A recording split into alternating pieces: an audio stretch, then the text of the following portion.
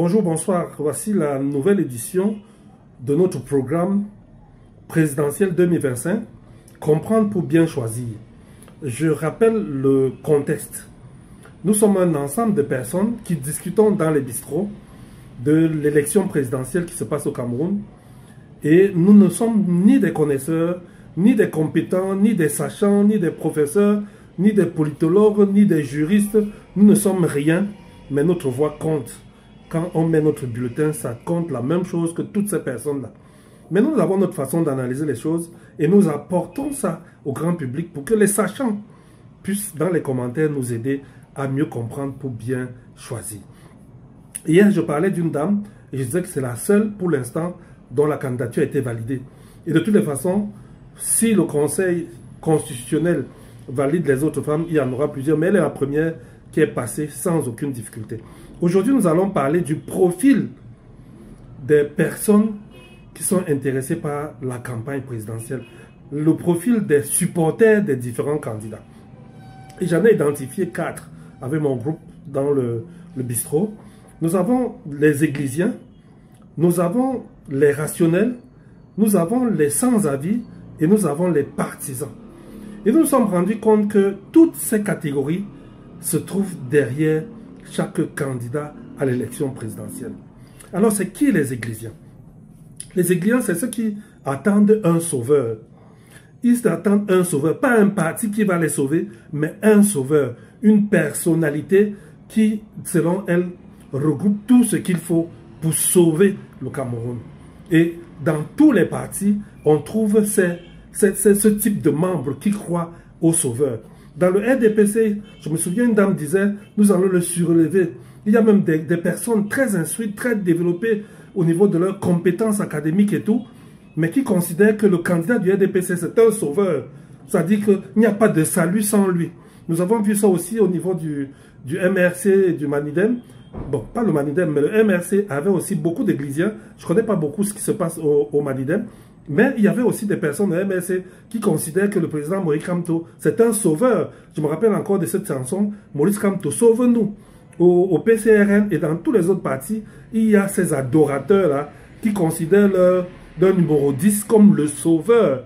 Ça, ils n'envisagent pas autre chose dans le parti que celui-là. C'est-à-dire que si on dit aujourd'hui que le parti va investir un autre candidat, il n'est pas d'accord. Il est même capable de quitter le parti parce que pour lui, c'est le sauveur.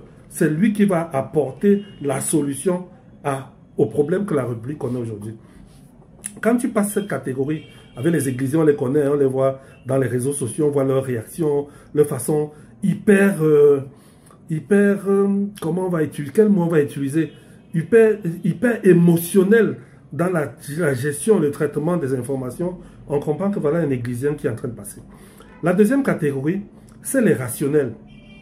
Les rationnels, c'est le genre de suiveur qui te suit parce que tu as des arguments de poids, parce que tu peux lui dire des choses, parce que tu peux te tromper et admettre que tu t'es trompé. Les rationnels, ils acceptent ça. Ils aiment le leader parce que le leader explique la stratégie, le leader leur dit là où on va, le leader leur dit les moyens qu'on utilise pour aller là où on va. Les rationnels adorent ça. Et dans tous les partis politiques, il y a les rationnels. Quand vous allez dans un grand parti comme le RDPC, les rationnels étaient considérés comme les progressistes. On dit, eux, ils réfléchissent, ils sont capables de dire que notre président a telle difficulté, notre président a telle incompétence, on a besoin d'améliorer tel fonctionnement. On va trouver ces gens partout, dans tous les autres partis. Je ne vais pas détailler pour les autres partis, mais on a donc ce genre, surtout dans les jeunes partis, je ne vais pas dire jeunes partis, les jeunes candidats, attirent vers eux les personnes qui écoutent leur discours, leur projet, ce qu'ils veulent faire. Là, ils sont en phase avec les rationnels. Et puis tu as la troisième catégorie que je vais appeler les sans-avis. Qui pleuve, qui neige, ça ne leur dit rien du tout. Ils vont jeter leur bulletin ce jour-là. Ils vous suivent aujourd'hui peut-être parce que vous êtes un cousin, peut-être parce que vous êtes un frère, peut-être parce que vous êtes de la même tribu, mais de toutes les façons, si vous n'êtes pas élu, c'est pas bien grave pour eux, mais ils vous aiment bien, mais ils sont vraiment, comme on dit, sans avis, ils ne sont pas capables de défendre la candidature de la personne qui suit. C'est le genre de personne qui peut le dernier jour voter bulletin nul. Et dit, bon, je vais voter bulletin nul. Je me moque de ce qui arrive en ce moment-ci. Je vous ai dit tout à l'heure que nous, c'est le bistrot. Hein. J'ai eu un appel qui a interrompu notre enregistrement. Mais je laisse intact pour que vous compreniez que nous, on est les gens d'en bas, les gens des bistrots. Et donc, c'est nos discussions que j'amène ici. On parlait des sans-avis. Les sans-avis, lui, il se moque un peu. Bon, disons que ça ne lui dit rien. Toute la mouvance, là, il n'est pas prêt à courir, il n'est pas prêt à faire un effort supplémentaire. Il est vraiment sans avis.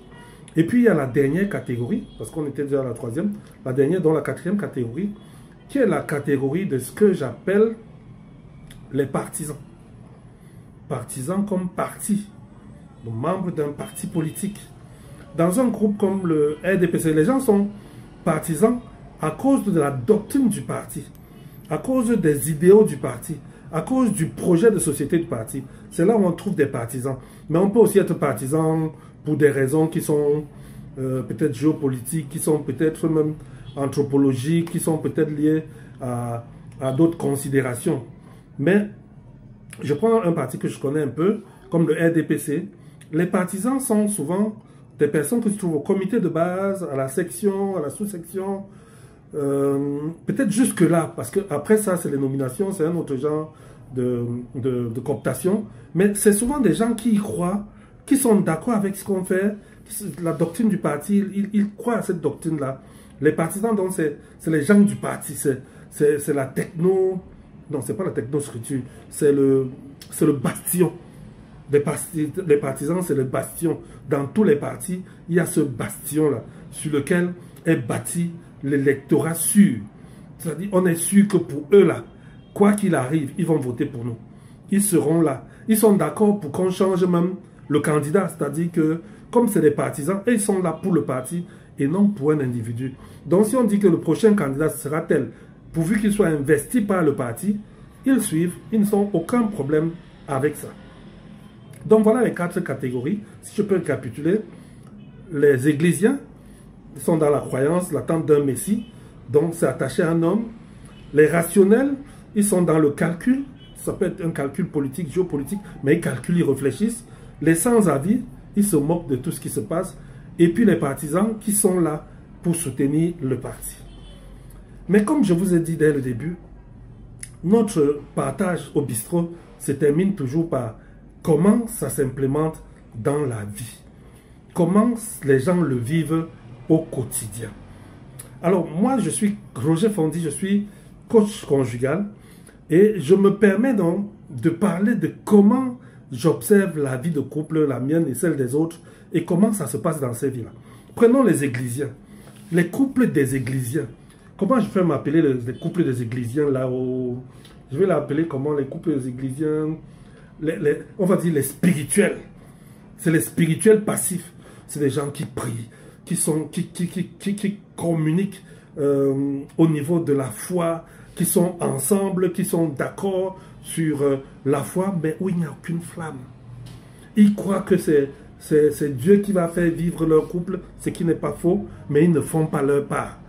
C'est des églisiens, ils sont dans l'attente d'un sauveur. Ils se disent, si nous avons un problème de couple, il n'y a que Dieu qui peut gérer ça. Ils refusent de faire leur propre part. Parce que nous ne contestons pas le fait que Dieu apporte. Et Dieu fait parfaitement sa part. Mais que font ces églisiens dans le couple? Ils se focalisent dans le monastère à prier, mais ils n'agissent pas. Parce que c'est ça. L'églésien, lui, il prie, il n'agit pas. Il croit au sauveur. Je ne suis pas contre, bien au contraire, je suis très engagé là-dessus. À la croyance à un sauveur. Moi, je crois en Jésus-Christ. Mais ils ne font pas leur part. Parce que Jésus va t'attendre à ce que tu fasses ta part. Il s'attend à ce que toi, le conjoint, tu joues ton rôle. Il a émis des règles. Il a organisé le mariage. Et il s'attend à ce que dans ce mariage, il te donne la ressource, il te donne la volonté, il te donne la force. Mais tu fais ta part.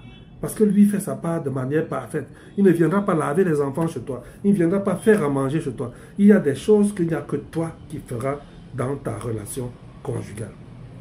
Maintenant, laissons les églisiens. Allons chez les rationnels. Les rationnels, c'est les gens qui pensent que la relation conjugale est structurée. autour d'un certain nombre de, on va dire quoi, autour d'un certain nombre de grands principes cardinaux sur lesquels il faut travailler. Et donc les rationnels sont des gens qui croient que un des principes rationnels, c'est la présence de Dieu dans le couple. Un autre principe rationnel, c'est le travail que nous faisons. Un autre principe, c'est chercher les moyens de vivre une vie épanouie. Donc eux, ils sont dans la raison, ils vont suivre des formations. Quand on va organiser des séminaires, on va dire qu'il y a un direct qui parle de la relation conjugale, ils seront présents parce qu'ils croient qu'il y a quelque chose à apprendre et il y a quelque chose à prendre aussi. Apprendre et à apprendre dans ce que les autres ont vécu. Ils sont rationnels. Ils ne considèrent pas la relation conjugale comme juste des émotions, le cœur qui bat. Ils croient que le cœur bat, mais il y a notre part que nous devons faire d'une certaine façon et d'une autre. Voilà la deuxième catégorie, les rationnels dans la relation conjugale. Et puis tu as les sans-avis. Les sans-avis dans la relation conjugale, c'est les gens qui sont déjà finis. C'est-à-dire que pour eux, on va faire comment? Voilà leur expression. On va faire comment? Je suis obligé, je vais faire comment? La vie m'a laissé là. C'est la femme que j'ai, je vais faire comment? Comment je vais faire pour la changer? Le mari que j'ai là, est-ce que je vais changer encore? Je suis là pour mes enfants. Les passifs, voilà le langage des passifs. Les passifs sont, comment on appelle ça? Ils ne connaissent pas la résilience pour dire que la souffrance, il peut m'aider à me relancer. Mais ils sont là pour, ils sont dans la résignation. Les passifs sont résignés. On va faire comment? Le mariage est dur. Les hommes sont infidèles. Les femmes sont arrogantes. Ils sont dans ce genre de parjure-là et ne font aucun effort. Et c'est la providence qui gère leur couple. C'est les circonstances qui déterminent s'il y a la joie à la maison ou s'il n'y a pas la joie à la maison. Et puis enfin, il y a les partisans. On va terminer avec les partisans. Les partisans, c'est les gens qui sont engagés dans la culture. Pour eux, il y a des principes de la culture qui ne faut même pas jouer dessus. L'homme est le chef, la femme doit se soumettre à son mari. C'est un partisan. On a toujours fait comme ça. Depuis mon arrière-grand-père, ma mère, mon arrière-grand-mère, ma mère, non, mon arrière-grand-mère, ma grand-mère, ma mère, personne n'a jamais manqué de respect à son mari en public. Toi, tu amènes ça où? Voilà les partisans. C'est-à-dire qu'ils ne savent pas qu'ils peuvent bâtir leur propre relation. Ils croient que la relation viendra de la culture ambiante ou bien de la tradition des partisans. Une femme qui est partisane va te dire qu'une femme ne doit pas apporter de l'argent à la maison. Hein, j'ai grandi, on a toujours dit que c'est à l'homme d'apporter l'argent, c'est à l'homme de pouvoir. Voilà les partisans. Et dans les 4 catégories, c'est la réalité de notre société. Les 4 catégories, c'est pour ça que ça me plaît. Quand la politique commence, les gens expriment leur profond sans se rendre compte. Et nous, on prend leur profond et on analyse dans la relation conjugale. Et vous allez remarquer que c'est comme ça qu'il fonctionne aussi au niveau conjugal. Donc, 4 catégories. Les gens qui pensent que Dieu va descendre du ciel pour venir régler leurs problèmes de couple, ils ne vont rien faire pour que ça marche. Les gens qui pensent que ce n'est pas la raison qui vont faire marcher leur couple. Les gens qui pensent que c'est déjà perdu, il n'y a rien à faire.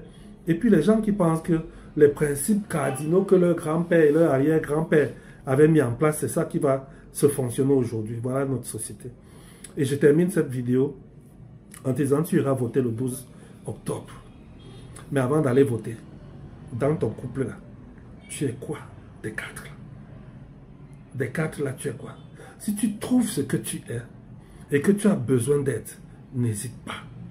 Inbox est ouvert pour apporter le soutien qu'il faut, qui ne va pas. Que Dieu te bénisse.